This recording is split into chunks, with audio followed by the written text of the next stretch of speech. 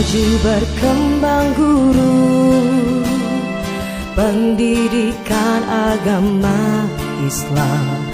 Maju berkembang guru, pendidikan agama Islam. Guru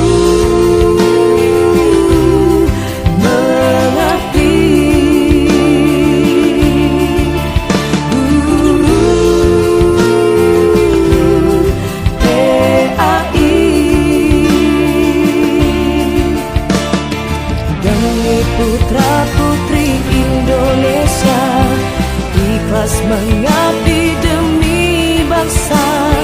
Kembangkanlah mutu pendidikan, pendidikan agama Islam.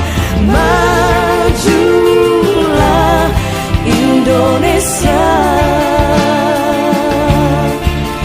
tumbuh berkembanglah PAI.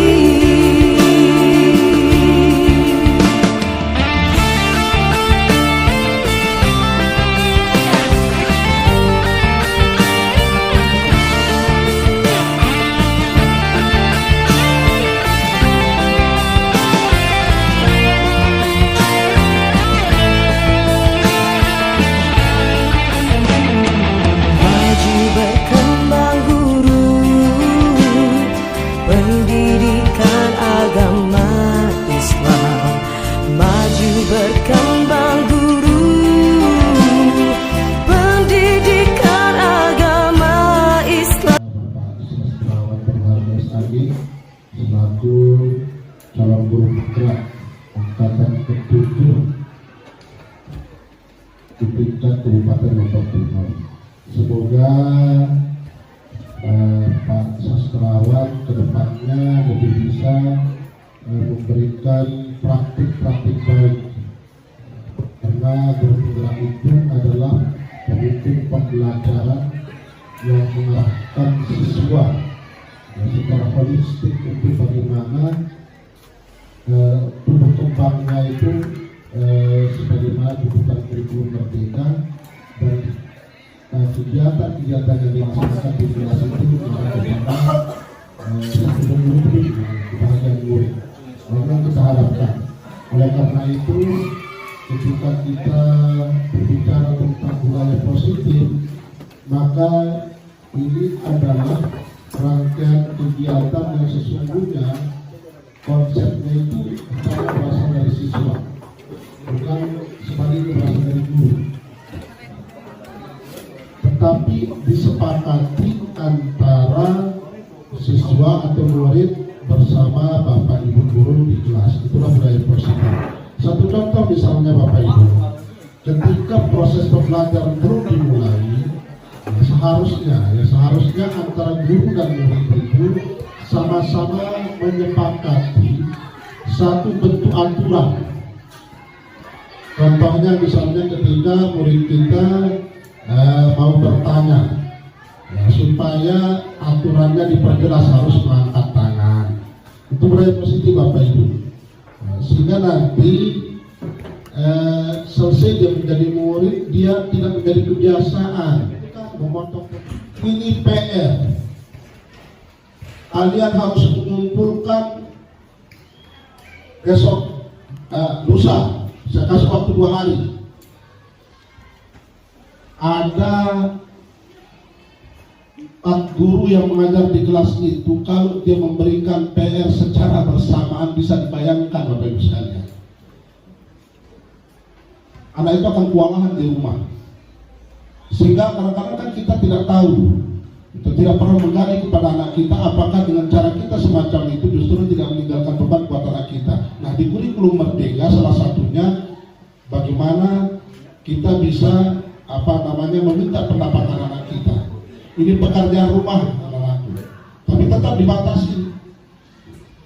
Kira-kira soal ini kalian kerjakan bisa berapa hari? Ada komitmen yang kuat untuk melaksanakan itu. Misalnya kalau dia bilang serentak, ada yang bilang 4 hari atau 5 hari, nah kemudian disepakati. Itu budaya positif. Karena pernah ada kasus wali murid yang secara kebetulan dia seorang pendidik Bapak Ibu datang ke sekolah, ke satu sekolah, komplain kepada kepala sekolah. Yang jelas bukan dilelet ya, yang jelas bukan dilelet. Dia komplain karena anaknya mengeluh sakit, memikirkan tugas rumah. Tugas rumah yang diberikan itu sekitar 9 tugas yang diminta dikumpulkan dalam jangka waktu 1 minggu Bapak Ibu. Bisa dibayangkan, anak akan jenuh, anak akan sakit, karena kita tidak pernah bertanya kepada anak kita gitu, bahwa bagaimana kondisi psikologis anak kita ketika kita minta dia melaksanakan satu tugas. Nah, oleh karena itu di program pembelajaran di kelas itu, itulah kita harus memiliki apa standarisasi kita di dalam kita mengajar itu. Dulu kan di K13 itu ada namanya tugas mandiri. Tugas mandiri itu kata pengantar dari saya. Terima kasih. Billahi taufiq wal hidayah. Assalamualaikum warahmatullahi wabarakatuh. Terima kasih disampaikan jazakumullah khairan kepada Bapak Kepala Sekolah yang sudah memberikan arahan pengantar, sehingga kami akan menjadikan itu sebagai pegangan, pedoman dan pemantik sekaligus pendorong kami dan motivasi kami untuk bergerak terus berkolaborasi bersama rekan-rekan guru yang lain dalam menumbuhkan budaya positif dan kegiatan-kegiatan yang mengarah kepada perubahan yang positif. Baiklah Bapak Ibu, kami di sini ya, saya berdiri mungkin karena saya kalau duduk nggak kelihatan Bapak Ibu. Enggak usah di sini, nggak kelihatan nanti ya layarnya. Ya orang kecil lewat muda Pak Haji ya. Ya sesama kecil dilarang mendahului. Nah, disiplin positif dan nilai-nilai kebajikan universal. Guru Pak Kepala, Bapak Ibu yang kami hormati, jadi ya, tidak apa-apa biar saya akan langsung bisa dari sini. Terima kasih Bapak Wakur yang juga selalu mensupport saya. Mudah-mudahan beliau tetap diberikan kesehatan juga. Jadi Bapak Ibu yang saya hormati, ini adalah bagian daripada amanah yang harus saya tunaikan. Bukan berarti menggurui atau bukan berarti menjadi guru, tetapi hanya sekedar sharing, berbagi, karena suatu perubahan ke arah yang positif mustahil dilakukan oleh 1 orang atau 2 orang, 3 orang, 4 orang kalau tidak melakukan kolaborasi dan kerjasama bersama seluruh elemen sekolah, baik itu guru, tenaga pendidik, siswa, dan semua orang yang terlibat dalam suatu satuan pendidikan. Itu sebabnya kami berdasarkan prinsip pesan daripada baginda Rasulullah SAW, balighu anni walau ayah. Kami hanya menyampaikan meskipun itu hanya 1 kata, tetapi itu nanti tergantung bagaimana kita menjabarkannya di dalam aksi kita. Utama adalah bagaimana kita berkolaborasi. Nah, yang pertama di sini harus kita lihat dari bagaimana kita merubah paradigma. Nah, kalau misalnya di sini kita lihat apa istilahnya ya, misalnya kasus ini ya, misalnya kita diberikan sobekan secara kertas kecil atau benda yang sangat berharga ya, kemudian kita letakkan di tangan kita, kemudian orang lain akan berusaha untuk membuka tangan kita dan mengambil hal tersebut. Nah, bagaimanapun dia berusaha dengan berbagai cara, misalnya membujuk, mengancam, menghardik, merayu, menyuap ya, apakah kita akan membuka kepalan tangan kita? Ya, misalnya ini sangat ya sesuatu yang sangat berharga, misalnya apa gitu ingin direbut, misalnya surat cinta kita kepada Starla misalnya, atau seseorang gitu kan, malu mungkin mau diambil, misal Pak Hibni misalnya kan, ini mau disampaikan kepada tapi teman-temannya penasaran ingin melihat gitu bagaimana sih isi hatinya gitu. Nah, dia tidak mau itu dilihat, itu pertahankan mati-matian. Kalau dia tidak ingin membukanya ya mungkin sulit orang itu nanti. Nah, kita sokok kita ini banyaklah cara lah untuk merayunya gitu. Tapi kalau dia tidak ingin dan tidak mau ya mungkin akan sulit untuk membukanya gitu. Nah, kira-kira kalau misalnya dari kasus tadi apa yang terjadi? Mungkin ada dua kemungkinan. Ya mungkin ada yang karena sakit tangannya dipaksa ya dia membuka, tetapi ada yang berusaha mempertahankan sampai lari gitu. Nah, hal ini kan menyebabkan kita itu berpikir bahwa kalau memang orang itu tidak ingin membukanya ya sulit ya, kecuali kalau misalnya dia punya keyakinan bahwa harus membuka ya dia baru membukanya. Nah kemudian yang penting juga bagaimana merubah paradigma teori kontrol atau teori pilihan, ilusi kontrol dari perubahan stimulus respon kepada teori kontrol ya istilahnya, nanti di bawah ada. Ada beberapa ilusi yang selama ini memang kita tertanam di benak kita, tetapi sebenarnya itu hanyalah ilusi. Seperti ilusi guru mengontrol murid, bahwa ini guru semuanya sebenarnya bisa mengontrol murid. Sebenarnya kita tidak sedang mengontrol murid gitu, tetapi banyak yang mungkin karena motivasi luar gitu, karena takut hukuman, karena ingin penghargaan. Ya. Salah satu motivasi intrinsik yang sering kita lupakan adalah karena murid itu meyakini nilai-nilai. Mungkin ada sih 1-2 orang, tetapi tidak semua gitu. Kemudian ilusi bahwa kritik dan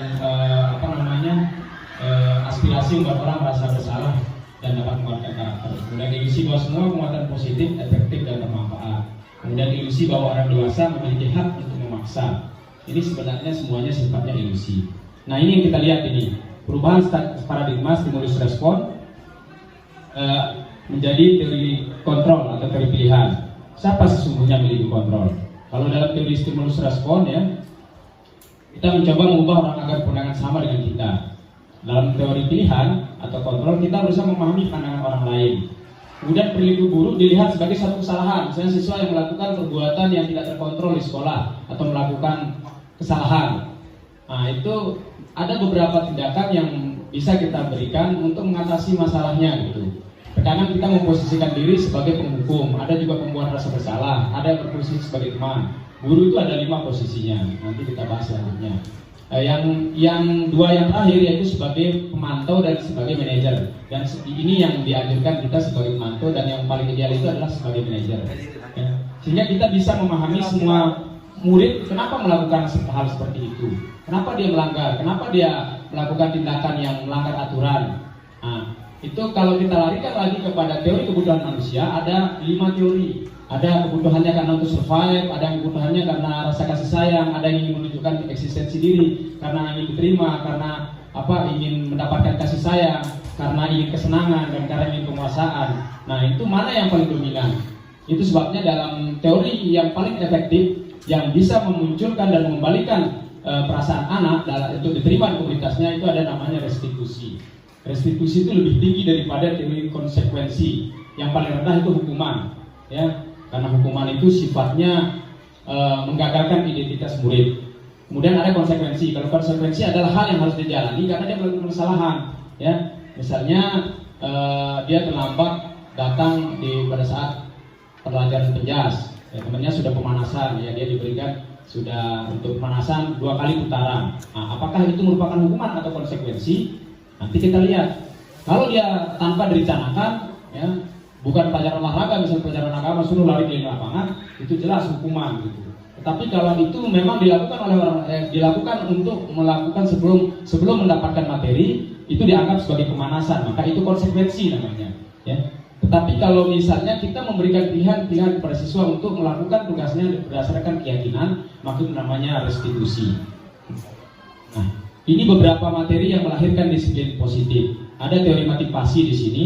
Nah, tadi saya bilang ada untuk menghindari hukuman, ada untuk mendapatkan imbalan, ada untuk menghargai diri sendiri. Karena semua perilaku itu memiliki tujuan. Sehingga ketika siswa melakukan kesalahan, kita harus tahu dulu apa motivasinya.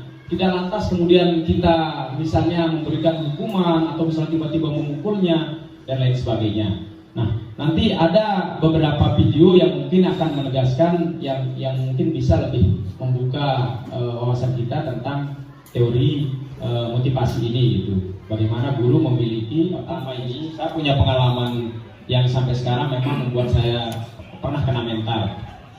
Ada siswa yang pernah ngechat saya karena saya dulu pernah, pokoknya dia lulusan dulu kalau nggak salah 5-7 tahun yang lalu, bahkan 10 tahun yang lalu, pernah ngechat saya pribadi lewat messenger Dan persis dia mengatakan seperti ini, sepertinya dia punya dendam gitu. Saya dulu pernah diajar oleh bapak katanya. Nah ini maaf, nggak apa-apa saya ungkap, tapi saya nggak sebut namanya. Ini sebagai pelajaran juga bagi kita. Dan satu orang menurut saya yang mengatakan seperti itu membuat saya sebagai guru Serkwadi itu cukup terpukul. Karena dia mengatakan bahwa saya dulu pernah menjadi siswa di SMA N 2 ML. Tapi gara-gara perkataan dari bapak, saya mempunyai dendam yang luar biasa karena dulu gara-gara hal sepele yang saya lakukan kepada teman saya dibully dan saya menyebabkan saya berhenti sekolah katanya. Walaupun saya berusaha untuk mengatakan beralasan dan punya alasan, saya ingat ya, karena memang saya punya alasan waktu itu, tetapi tetap dia tidak menerimanya dan katanya itu menyebabkan dia berhenti sekolah. Nah, mungkin kalau untungnya cewek ini, kalau dia cowok mungkin bisa jadi dia akan memberikan kita semacam teror dan lain sebagainya. Tapi alhamdulillah yang penting saya sudah minta maaf nak, saya bilang gitu. Karena apa yang kita lakukan dulu setiap orang itu mungkin pernah hilaf dan salah. Dan saya sebagai guru niatnya bukan untuk mendendam, bukan untuk mencederai siswa, bukan untuk memberikan dia mempermalukan dia, tetapi untuk niat saya untuk supaya bisa menjadi orang baik. Tapi kan bisa dengan cara yang lebih baik Pak, bukan dengan mempermalukan kita di depan teman-teman. Dia bilang. Oke lah, akhirnya ya saya ngaku mungkin salah, saya bilang ya saya minta maaf. Yang jelas saya sudah melakukan yang terbaik, apapun itu ya saya minta maaf, saya bilang gitu. Sulit rasanya memberikan maaf Pak, pokoknya panjang, pokoknya itu ceritanya. Nah dari sini saya belajar bahwa kisah kita di sekian tahun yang lalu itu tetap masih berbekas kepada siswa. Sehingga kalau kita memberikan, saya juga kemarin berkolaborasi diskusi dengan Pak Mujtahid kakak, beliau juga pernah seperti itu di SMA 1 dan itu memang mungkin jadi trauma juga bagi siswa sebelum beliau ke Papua, tapi nggak sebanding mungkin kalau dengan kondisi di Papua ya kakak ya, lebih dahsyat lagi kalau di sana gitu, bahkan nyawa kita. Nah ini mungkin pembelajaran bagi kita. Nah kemudian kita lihat yang kedua sebagai posisi pembuat merasa bersalah.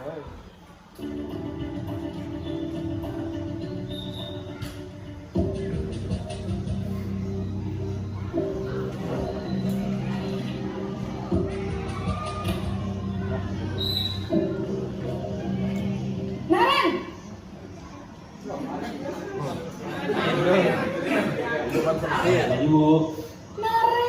Naren, kamu kenapa terlambat lagi nak? Ya Tuhan Naren, kamu senang ya bikin ibu susah ya? Kalau kamu terlambat lagi, nanti ibu yang ditegur bapak kepala sekolah nak. Ibu tidak bisa menang kamu. Duh, gimana ini? Maaf Bu. Gusti Naren, kamu suka ya kalau ibu ditegur bapak kepala sekolah? Terus, sekarang ibu harus tulis apa yang di buku absen? Ini kamu sudah sering terlambat dong. Ibu harus apa coba? Maaf Bu, maaf sekali. Ya sudah, lain kali jangan bikin ibu susah lagi ya nak ya. Ibu tidak akan kuat lagi kalau kamu begini terus. Bisa jantungan kalau ibu ditegur bapak kepala sekolah. Sana cepat kelas. Maaf ya Bu, maaf sekali. Posisi pembuat rasa bersalah berbicara dengan nada tenang, cenderung lembut. Namun kata-kata yang diutarakan membuat murid merasa menjadi orang yang gagal, memandang buruk dirinya sendiri, merasa tidak berharga, dan tidak sanggup membahagiakan orang lain. Ketika guru mengambil posisi pembuat rasa bersalah, murid akan menganggap dirinya yang bersalah dan ia akan menyimpan emosi negatif tersebut di dalam dirinya.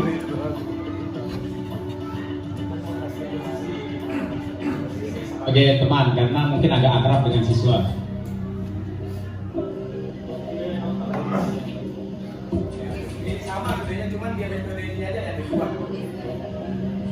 Naren!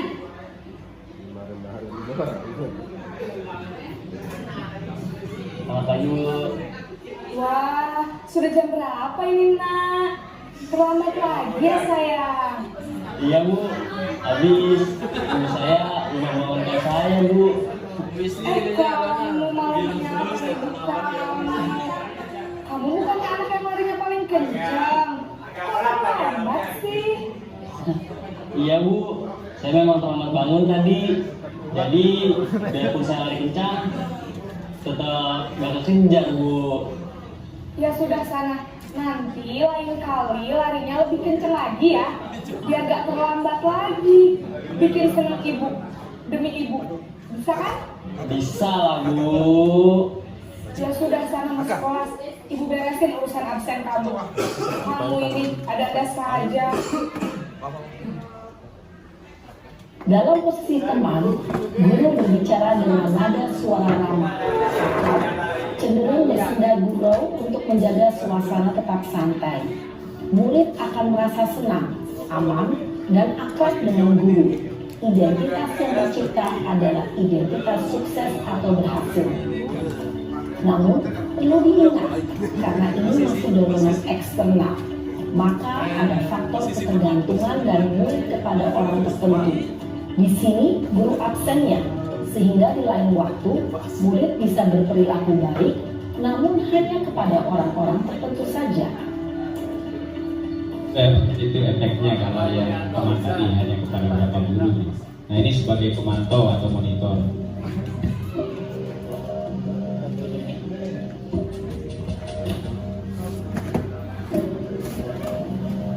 Naren!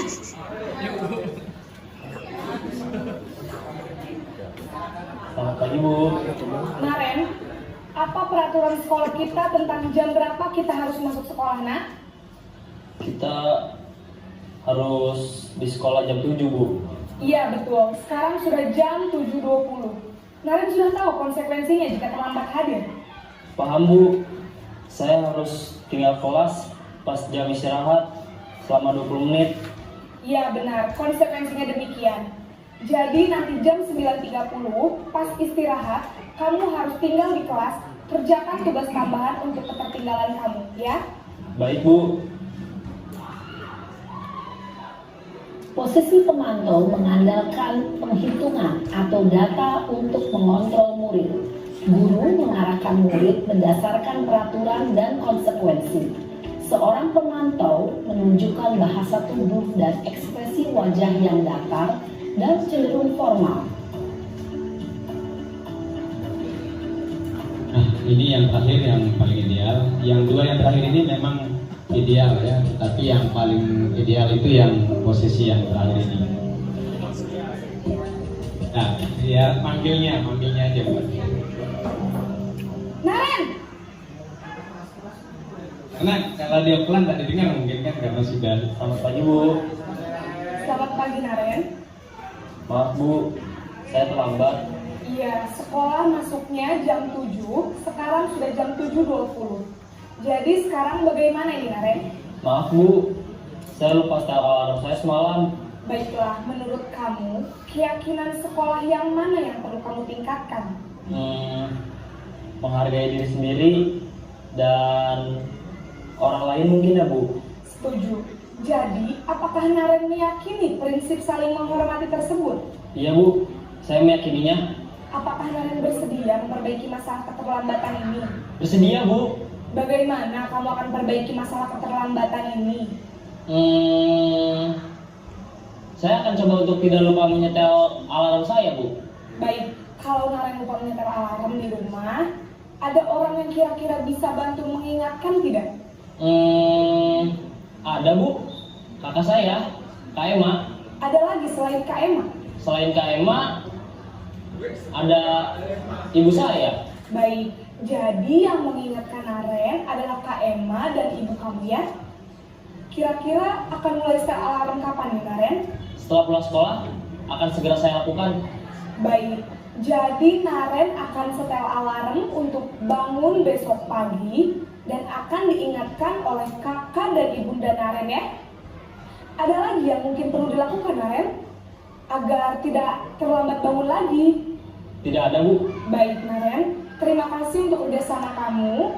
Sekarang kamu perlu kembali ke kelas untuk belajar. Baik Bu, terima kasih. Sudah kita bahas, ada yang karena untuk menghindari hukuman, motivasinya eksternal, ada juga ingin mendapatkan imbalan, ini juga eksternal. Yang terakhir itu menghargai diri sendiri, yaitu karena dia berdasarkan nilai-nilai.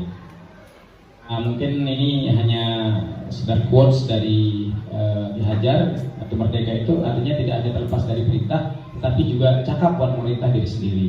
Ya, kalau kita tidak ingin diperintah orang lain untuk melakukan suatu kebaikan, maka kita perlu memanage diri kita untuk memunculkan kesadaran bahwa kita harus melakukan suatu hal baik. Jadi kalau misalnya seseorang itu misalnya punya karakter tidak suka ditegur atau tidak suka diperintah atau diarahkan untuk berbuat baik, maka dia juga harus punya kecakapan mental untuk berdamai dengan dirinya, untuk memunculkan kesadaran diri dan keyakinan diri untuk melakukan suatu hal baik. Karena kadang-kadang memang karakter kita kan berbeda-beda. Nah, ada statement dari ini yang dikenal dengan istilah dihukum oleh penghargaan, bahwa penghargaan berlaku sama dengan hukuman, dalam arti meminta atau membujuk seorang melakukan suatu untuk memenuhi suatu tujuan tertentu dari orang yang meminta atau membujuk. Dorongannya tetap eksternal, ya. Nah, pengaruh jangka pendek dan jangka panjang. Kalau kita melakukan penghargaan dalam jangka pendek mungkin efektif, tetapi kalau jangka panjang maka orang akan tergantung pada penghargaan tersebut. Sehingga ketika orang tidak diberikan penghargaan mungkin dia akan kecewa. Kemudian penghargaan itu menghukum, terutama kalau kita menggunakan sistem ranking. Karena kalau anak-anak yang di bawah ranking 1 itu pasti akan merasa dihukum, karena yang selalu jadi patokan, yang selalu jadi model itu selalu adalah yang terbaik, sehingga orang-orang yang di bawah di bawahnya itu akan merasa seperti terhukum, ya. Walaupun ranking 2, apalagi yang ranking 3 sampai seterusnya, ya. Kemudian penghargaan mengurangi ketepatan. Dalam sebuah penelitian diberikan anak-anak usia SD itu usia TK kalau nggak salah itu diberikan suatu gambar yang beberapa gambar yang mirip, dan yang benar itu diberikan penghargaan. Ternyata yang benar yang diberikan penghargaan ini lebih banyak melakukan kesalahan daripada yang tidak diberikan penghargaan. Itu menurut penelitian, karena dia sudah menebak beberapa kali gitu, tapi pas akhirnya benar dia diberikan penghargaan gitu. Jadi mengurangi ketepatan gitu. Kemudian penghargaan itu menjadikan tidak efektif seperti tadi gitu, karena orang selalu diberikan penghargaan kadang-kadang mengurangi kreativitas, mengurangi kualitas, mengurangi inovasi gitu dan lain-lain. Nah, terus yang paling parah, penghargaan itu bisa merusak hubungan. Karena ketika seorang yang diberikan penghargaan di suatu komunitas atau di kelas itu terkadang orang lain ada yang iri, ya, sehingga itu bisa dia berusaha untuk berbagai cara agar bisa merusak kredibilitas orang yang dianggap sebagai yang mendapatkan penghargaan ini gitu. Jadi dia akan mencari celah, ibu, bapak, karena ini dia diberikan penghargaan, tapi bapak, ibu, guru mungkin tidak tahu dia sesungguhnya seperti apa. Dia akan berusaha untuk mencari-cari kesalahannya, dan ini akan menyebabkan hubungan anak tersebut dengan temannya itu akan menjadi renggang, bahkan akan menjadi buruk gitu, terputus. Nah, itu sebabnya ada penghargaan yang merusak hubungan istilahnya. Nah, kemudian ada istilah lagi dihukum oleh penghargaan. Penghargaan menurunkan kualitas, karena kalau seseorang yang misalnya dalam sebuah penelitian juga mahasiswa di perguruan tinggi itu ada yang diberikan tugas membuat berita, yang berhasil membuat tajuk atau berita yang menarik itu diberikan penghargaan sehingga kualitasnya tidak berkembang gitu. Sedangkan yang tidak diberikan penghargaan terus mengasah diri dan justru kualitasnya lebih bagus. Kemudian mematikan kreativitas, sama juga halnya dengan yang di atas ini. Kemudian mengurangi motivasi intrinsik, karena kalau seorang terus diberikan penghargaan, dia akan terus mengharapkan penghargaan tersebut. Ketika tidak diberi, maka dia akan mematikan kreativitasnya. Nah, kemudian dalam memberikan penghargaan itu mungkin lebih tepat kalau kita menggunakan apresiasi atau pengakuan. Yang perlu diingat adalah beri pengakuan secara khusus. Jadi tentang kelebihan masing-masing orang lah. Kalau di kelas itu masing-masing memiliki kelebihan atau keunikan, ya semuanya memang harus kita puji, harus kita berikan apresiasi satu persatu. Kalau kata Pak Mukmin kemarin, ya gue sewaktu kita menguji selaku siswa. Tapi kan itu kita lakukan bukan dalam waktu pertemuan. Misalnya besok ini siswanya kita puji sekarang 1-2, besok kita puji apa kelebihannya. Oh, ini kemarin dia membantu orang menyeberang jalan. Oh, ini bisa dia manjat kelapa dengan cepat. Oh, ini pinter jauh jahit. Oh, ini pinter masak. Jadi ada kelebihan-kelebihan yang mungkin tidak menonjol dalam pelajaran, atau mungkin di pelajaran tapi berbeda-beda. Ada yang jago bahasa Inggris tetapi di pelajaran tajwid mungkin kurang. Di tajwid dia jago tetapi mungkin menari dia kurang ahli gitu. Di menari bagus tapi yesterday tomorrow morning 4 dulu pes di Penasir itu mungkin dia biasa gitu kan di bahasa Inggris. Jadi masing-masing punya keunikan. Nah, beri pengakuan secara berani. Kemudian beri pengakuan pada semua murid dari sudah. Pengakuan secara konsisten, terus-menerus, tetapi bergiliran. Kemudian fokus kepada proses. Nah, ini contoh apresiasi atau kebajikan. Misalnya kalimat pembuka. Kemarin saya perhatikan rasa empatimu besar sekali. Sehingga misalnya mungkin menolong murid baru untuk berkeliling, berkenalan. Kemudian sama menghargai kepedulianmu pada saat membantu temanmu bertugas kelompok, atau sama menghargai kepedulianmu ketika berusaha memungut sampah permen yang jatuh di depannya. Terima kasih untuk rasa tanggung jawabnya pada saat kamu memungut kertas-kertas yang berserakan di lantai. Ini salah satu bentuk apresiasi yang bisa memunculkan rasa percaya diri dan keyakinan. Nah, kita lihat Bapak Ibu guru, coba ini tindakan guru. Apakah ini hukuman atau konsekuensi? Mencatat 100 kali di dalam buku kalimat, saya tidak akan terlambat lagi karena terlambat di sekolah. Kira-kira ini hukuman atau konsekuensi? Hukuman. Nanti kita lihat. Kemudian lari di lapangan basket 2 kali karena terlambat hari di sekolah. Hukuman. Nah, murid diminta push up 15 kali karena tidak menggunakan masker. Ya, nanti kita lihat. Menggantikan kertas tugas teman yang telah dicoret. Konsekuensi. Membersihkan tumpahan air di meja tulis karena tersenggol. Konsekuensi. Murid disuruh untuk mengenakan sepatu sehari sekolah karena tidak mengenakan sepatu hitam.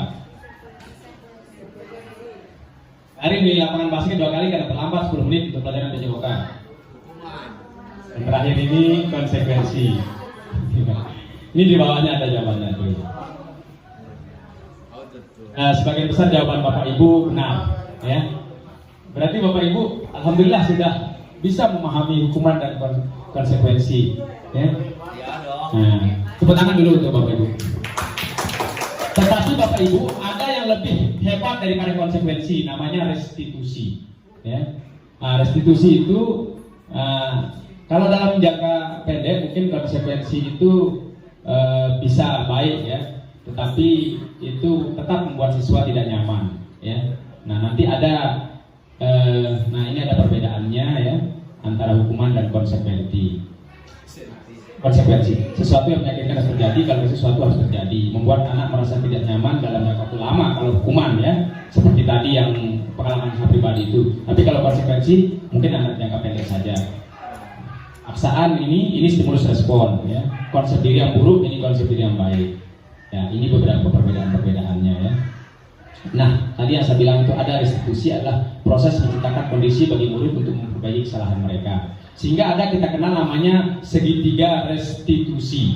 Segitiga restitusi itu ada 3 langkah yang harus dilakukan untuk mengatasi problem siswa. Yang pertama itu kita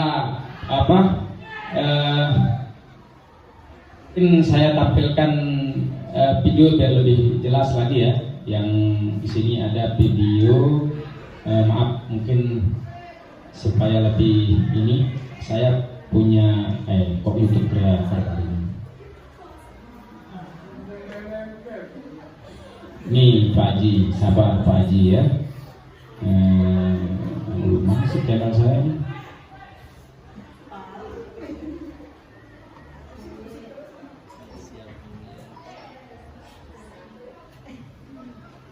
Nah, ini ada restitusi di sini.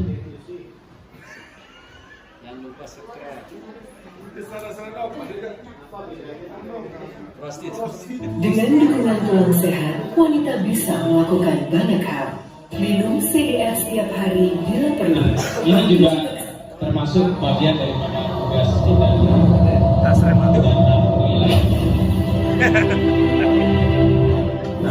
Memberikan apresiasi.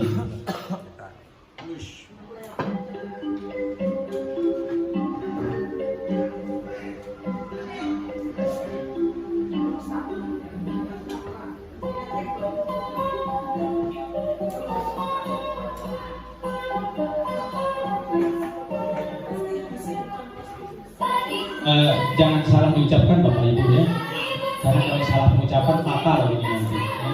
Jangan sampai diganti, nanti diganti. Ada yang nanti retribusi lagi, pajak itu. Ya. Nah, yang pertama di situ ada menstabilkan identitas, kemudian validasi tindakan salah, kemudian menanyakan keyakinan. Nah, alasan, kemudian yang nanti kita lihat di video ini mungkin supaya lebih jelas. Ada kasus siswa yang mungkin merasa difitnah. Ini kasus satu.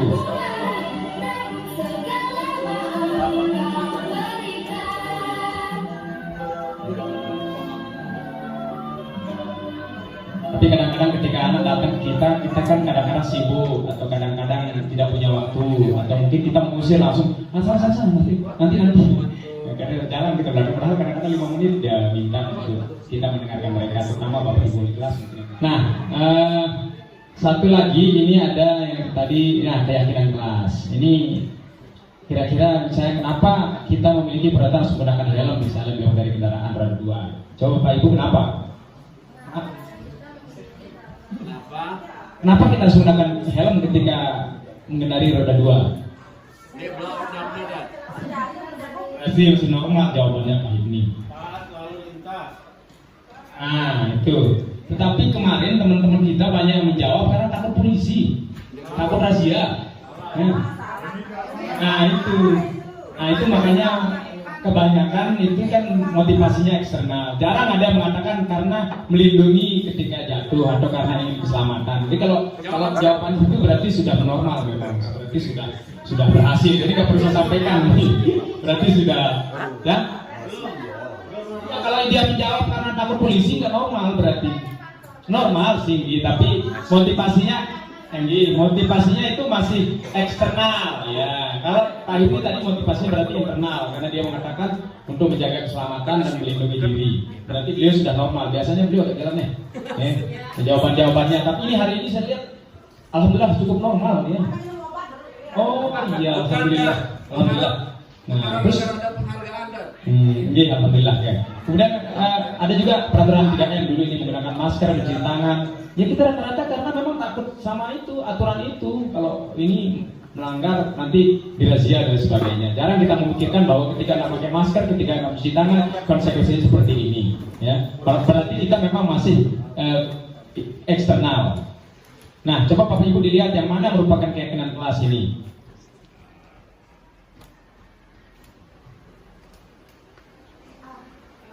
Ya, yang sebelah sini apa yang sebelah sini? Yang merupakan keyakinan kelas.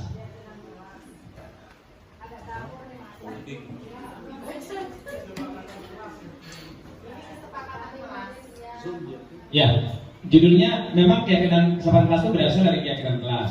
Tetapi yang apa namanya, yang bahasa kita itu sebenarnya keyakinan kelas. Karena kesepakatan kelas itu biasanya lahir dari motivasi eksternal. Ya, tetapi ini disebutkan dua-duanya kesepakatan kelas. Tapi ini salah satu ada yang berupa keyakinan kelas. Yang mana kira-kira? Ini yang ini ya. Kami guru dan murid saling menyayangi, semangat belajar, peduli dengan teman-teman. Kalau ini lebih dari kesepakatan kelas karena ada juga yang berasal dari motivasi eksternal kalau yang ini. Kalau ini berdasarkan motivasi internal. Ya. Nah, kalau ini pendalaman aja sih ini, ya pendengarnya seperti satu orang berbicara, yuk saya bantu, kemudian berlaku terus ramah, terlihat berempati. Jadi pendalaman aja kalau ini. Nah ini bedanya peraturan dan keyakinan. Kalau peraturan selalu kembalikan buku pada tempatnya. Kalau keyakinan kelas, misalnya nilai kebajikan disiplin misalnya harinya. Kemudian dilarang mengganggu orang lain. Menghargai ya, seperti itu keyakinan kelas. Hadir sekolah 15 menit. Nah ini disiplin artinya. Kita lihat di bawah ini ada namanya dilarang melakukan kekerasan. Nah diusahakan keyakinan kelas itu tidak menggunakan kata larangan atau kata negatif ya, misalnya tidak gitu. Nah ini kan bedanya peraturan dan keyakinan. Jadi kalau peraturan itu ada tuntutan yang berasal dari motivasi eksternal. Kalau keyakinan ini berdasarkan nilai-nilai. Nah, seperti yang pertama tadi tanggung jawab, yang kedua itu menghormati orang lain, yang ketiga itu berkomitmen dan menghormati. Dilarang melakukan kekerasan, keselamatan, menghormati. Dilarang menggunakan narkoba, kesehatan. Pergantian atau menghubungkan, menghormati orang lain. Gunakan masker, kesehatan. Dan berlari di kelas, keselamatan. Walaupun saya juga kadang sering berlari masuk kelas. Nah, ini kebutuhan dasar manusia. Ada kebutuhan bertahan hidup, kasih sayang, penguasaan, kebebasan, dan kesenangan. Yang kadang ini mendasari murid untuk melakukan suatu tindakan. Dan kita mungkin tidak pernah menanyakan kenapa siswa ini melakukan hal demikian. Ini yang kadang-kadang kita tidak memahami. Kenapa kamu melakukan hal tersebut? Karena mereka dan kita semua pasti memiliki alasan ketika melakukan sesuatu. Bahkan itu sesuatu yang negatif sekalipun. Ya. Nah, ini tadi udah kita bahas 5 posisi kontrol. Coba bisa dilihat di situ kan. Ini identitas gagal ini yang penghukum dan pembuat orang merasa bersalah ini. Yang berhasil itu teman, pemantau, dan manajer, ya. Tapi yang paling ideal itu adalah yang manajer karena ini kontrol diri. Kalau yang sebagai teman dan pemantau ini kontrolnya masih dari luar, ya. Ini yang penghukum ini guru berbuat, menghardik, menunjuk. Kalau yang pembuat merasa berceramah ini, bersalah ini, dia cenderung menyayangkan gitu dengan nada yang memelas atau nada rendah. Kemudian membuat, kalau yang teman ini membuat alasan untuk muridnya. Kemudian kalau pemantau menghitung dan mengukur. Kalau manajer tetap mengajukan pertanyaan-pertanyaan. Ya, walaupun ada juga berdasarkan data dan fakta. Nah, kalau penghukum, kalau kamu tidak melakukannya, awas, ya, awas. Kamu seharusnya sudah tahu, ibu lelah sekali. Nah, ini yang pembuat rasa bersalah. Kalau teman, ayolah lakukan bagi ibu. Nah, ini yang teman. Pemantau, apa peraturannya? Coba mana peraturannya? Nah, kalau ini apa yang kita yakini? Apa yang bisa kita kerjakan? Kamu mau jadi apa? Nah, seperti itulah. Ya, perbedaan secara umumnya lah itu. Nah, nanti bisa mungkin dilihat di video yang tadi lagi. Kalau saja 10 kali mungkin saya tonton video yang 5 posisi kontrol itu baru agak paham perbedaannya. Walaupun dalam keseharian kadang-kadang memang bertaut semuanya, ya. Nah, ini saya kecewa sekali dengan kamu ini. Posisi kontrolnya kira-kira apa ini? Saya kecewa sekali dengan kamu ini. Kan ada 5 posisi itu. Ada sebagai penghukum, ada sebagai pembuat rasa bersalah, ada sebagai teman, ada sebagai pemantau, ada sebagai manajer. Kira-kira pertama ini, saya kecewa sekali dengan kamu ini. Posisi kontrolnya apa ini? Seperti Bapak Ibu ini sudah paham. Kamu tidak pernah benar melakukannya. Kamu tidak pernah benar melakukannya. Oh, iya. Ayolah, kita lihat aja langsung ya, karena kita. Nah, saya kira sekali pembuat orang bersalah, berarti betul. Kemudian kamu tidak pernah benar menghukum. Ayolah lakukan demi ibu, itu teman. Apakah kamu mau mendapatkan stiker bintang? Ini pemantau. Bagaimana kamu bisa menyelesaikan masalah ini? Nah, ini manajer. Kamu selalu yang paling terakhir. Ini penghukum, Bu, ya. Diri terus ke anak ini, ya. Kadang-kadang kita seperti itu, ya. Ya. Nah, segitiga restitusi tadi alhamdulillah sudah kita lihat di video itu. Ya. Nah, mulai dari menstabilkan identitas, ini segitiga restitusi ada 3 langkah tadi, ya. Menstabilkan identitas, guru berkata berbuat salah itu manusiawi, tidak ada manusia sempurna. Bapak Ibu juga buat salah. Ini contoh-contohnya. Kemudian memvalidasi kebutuhan. Guru berkata, kamu bisa saja melakukan hal yang buruk, tapi kamu tidak melakukannya. Kamu pasti punya alasan mengapa melakukannya. Apa yang penting bagi kamu? Kemudian yang terakhir menanyakan keyakinan. Apa nilai yang kita percaya di kelas sekolah kita? Nilai-nilai universal apa yang kita sepakati? Kelas yang ideal itu seperti apa sih? Kamu ingin jadi anak seperti apa? Nah, pertanyaan-pertanyaan ini adalah merupakan langkah-langkah yang disebut dengan segitiga restitusi. Jadi kita bisa. Nah, ini refleksi untuk kami. Terima kasih Bapak Ibu. Mungkin ini itu saja dari saya. Saya mohon maaf apabila dalam penyampaian salah banyak yang kurang berkenan atau keliru. Kalaupun toh ada pertanyaan untuk didiskusikan, mungkin bisa kita diskusikan di luar ini nanti. Saya terima kasih dan mengapresiasi sebesar-besarnya kehadiran Bapak Ibu di sini. Mudah-mudahan kita semua bisa berkolaborasi untuk menuju perubahan lebih baik di sekolah kita. Terima kasih. Kurang lebihnya mohon maaf apabila terjadi. Wassalamualaikum warahmatullahi wabarakatuh. Waalaikumsalam. Terima kasih Bapak Ibu. Ini waktu luar ya. Ya sudah masuk ya. Baik, Assalamualaikum warahmatullahi wabarakatuh.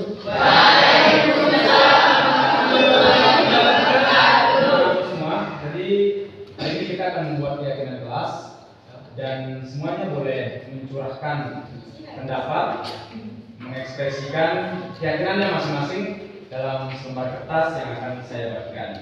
Tapi karena terbatas, jadi satu meja saya kasih satu dan bisa didiskusikan. Oke?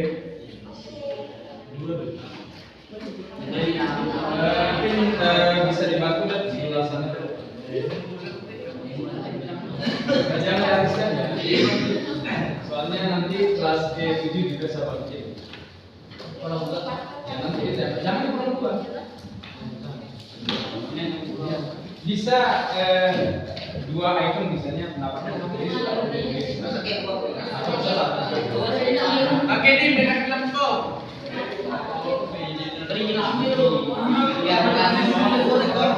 Oke, tapi kan semua boleh menulis apa saja. Yang penting isinya hal yang positif. Boleh juga dua pendapat kalian sama juga kalian itu boleh juga satu ya. Nah kalau sudah kalian nanti bisa menempelkannya di papan, kemudian kita akan membacakannya bersama. Mana yang sama kita akan ambil satu, nanti di atas sama tidak kita ambil kembali ya. Artinya yang sama itu kita anggap sudah mewakili ya. Nah kemudian nanti akan dituliskan oleh sekretarisnya ya di papan besar. Nah menempelkannya nanti sebelah sana kita akan ambil dua. Oke? Oke, silakan ditulis.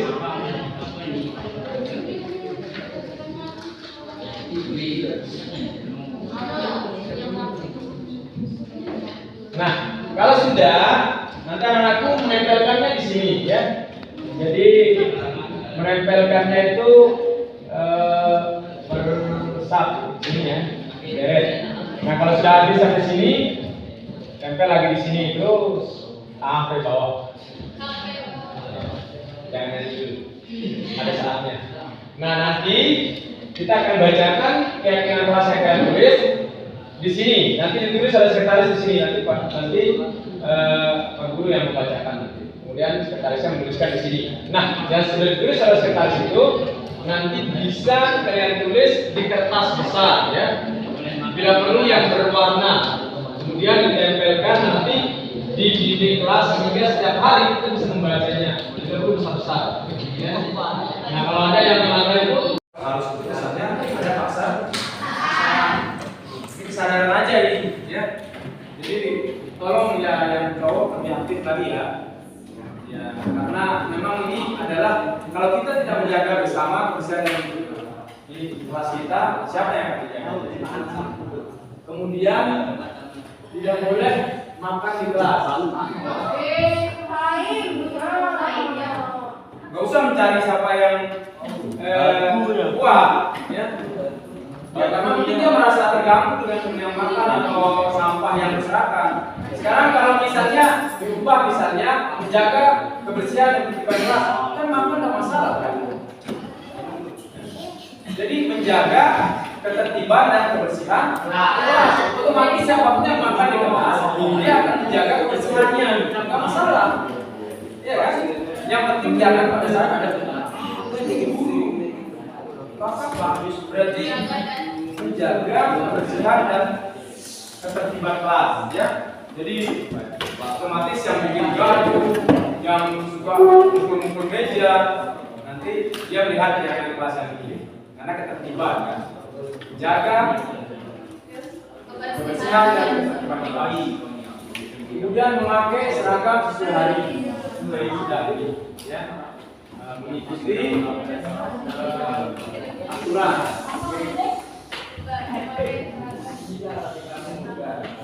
Nah ini cukup saling menghargai dan tidak mengejek kekurangan teman.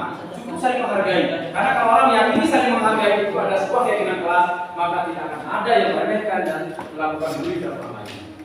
Yakini bahwa saling menghargai itu adalah keyakinan tidak bersama. Berarti kalau ada orang lain yang tidak yang mengejek atau yang membuli, berarti dia tidak menghargai.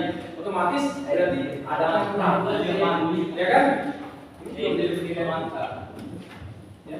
Kalau kita ngasih nasihat, ngasih saran, jangan suka membuli, masih aja kan bisa kita konsultasi sama wali kelas ya, atau sama Pak Guru juga nggak apa-apa. Saling menghargai, saling menghormati dan menghargai. Nah ini sama ya, nggak boleh membuli teman ya. Sama berarti ini kan? Ya. Kemudian nggak boleh melakukan saat pelajaran. Ya kalau di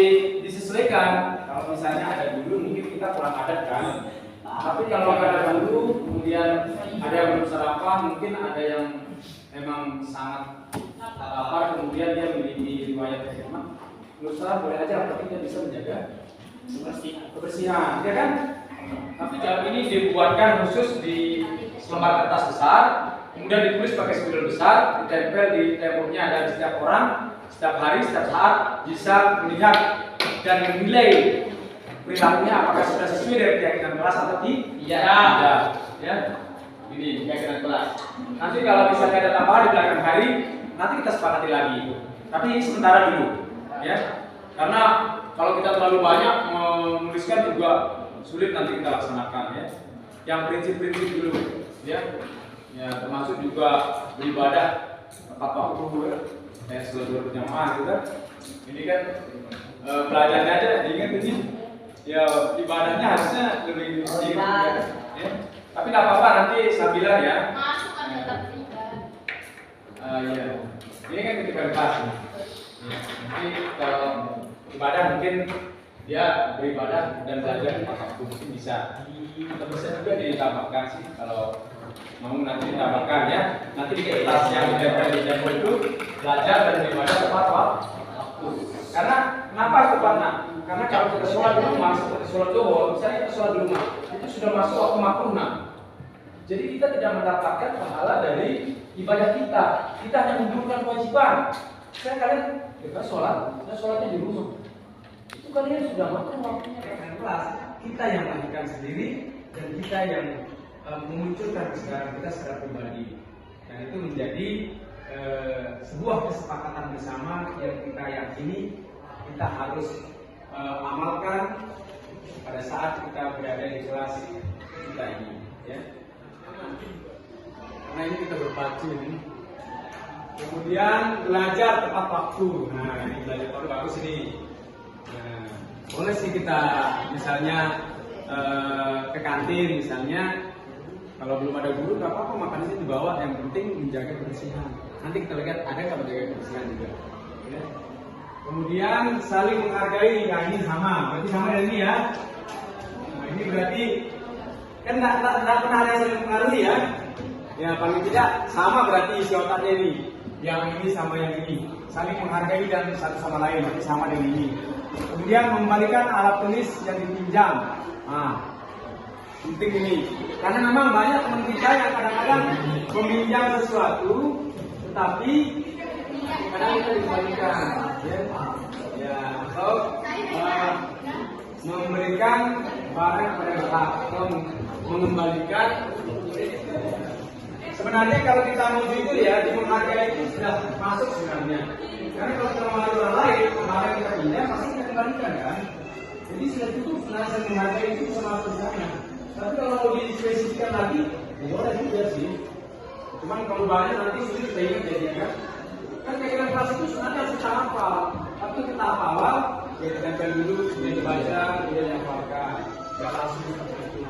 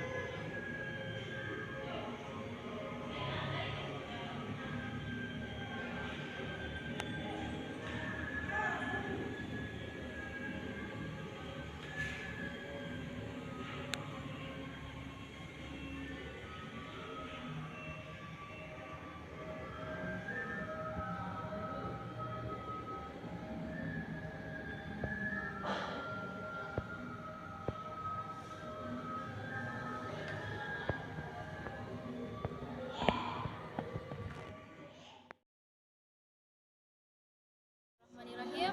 Saya Yuni Sunimet, salah satu peserta desiminasi yang telah diadakan oleh Bapak Sastrawan Banu Harli SAG di SMA yang 1 Lenek.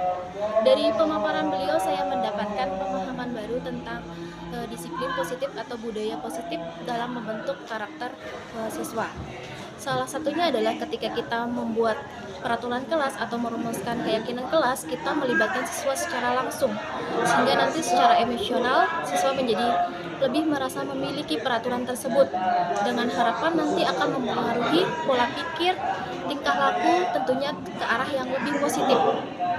Selanjutnya, selain itu juga ketika kita mendapatkan siswa bermasalah, sebagai guru kita menjadi lebih tahu memposisikan diri kita sebagai apa, apakah sebagai penghukum, sebagai teman, pembuat rasa bersalah, pengontrol, atau sebagai manajerial yang tentunya dari kesekian posisi tersebut memiliki keuntungan dan kelemahannya masing-masing. Sekian dari saya. Assalamualaikum warahmatullahi wabarakatuh. Terima kasih Pak Guru. Memang hasil prestasi Longgo itu sangat bagus. Tentang budaya positif. Budaya positif itu memang selayaknya begitu, seorang guru harus bisa mampu seperti apa yang Bapak jelaskan yang kemarin.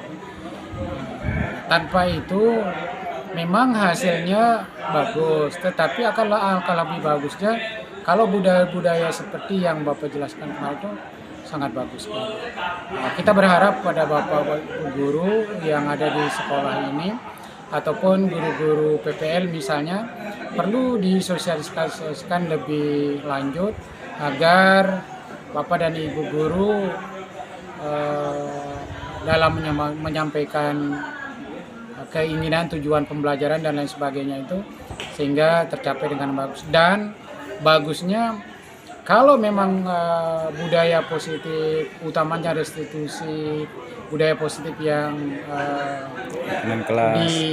keyakinan kelas ditanamkan secara internalisasi bagi peserta didik, saya yakin banyak pengaruhnya terhadap tingkat kenakalan peserta didik, kemudian motivasi belajar peserta didik yang bagus, rasa percaya diri peserta didik itu juga akan bagus. Saya pikir begitu Pak Guru.